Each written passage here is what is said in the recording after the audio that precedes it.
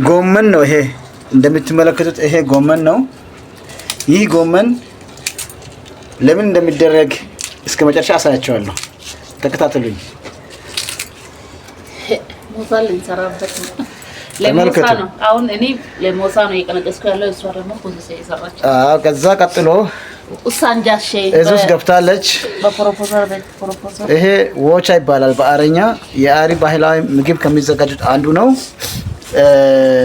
ከጎመን መጀመሪያ ይቀነጠሳል። ከዛ ደግሞ ይቀቀላል። ቀጥሎ ደግሞ የበቆሎ ዱቄት በውሃ የተነሰነሰ በዚህ መልኩ ትንሽ አንኮሎ ከሰራ በኋላ ወደ ድስቱ ተጨምሮ በኋላ ደግሞ ሲበስል ታያላችሁ። የሚገርም የሚጣፍጥ ምግብ ነው የሚሆነው። በኋላ አብረን የምናየው ይሆናል። ምረታችን ቅድሙ ነበር አሁን ደርሷል። ልንበላ ነው። በሰል አይደል? ጊንቶ ያው ጊና ማለት ጊንታ ማለት ደርሷል ማለት ነው።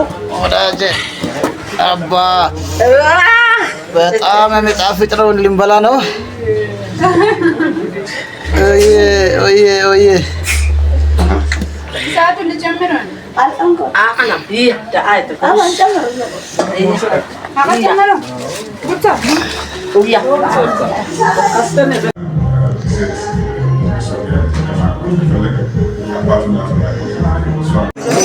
እሺ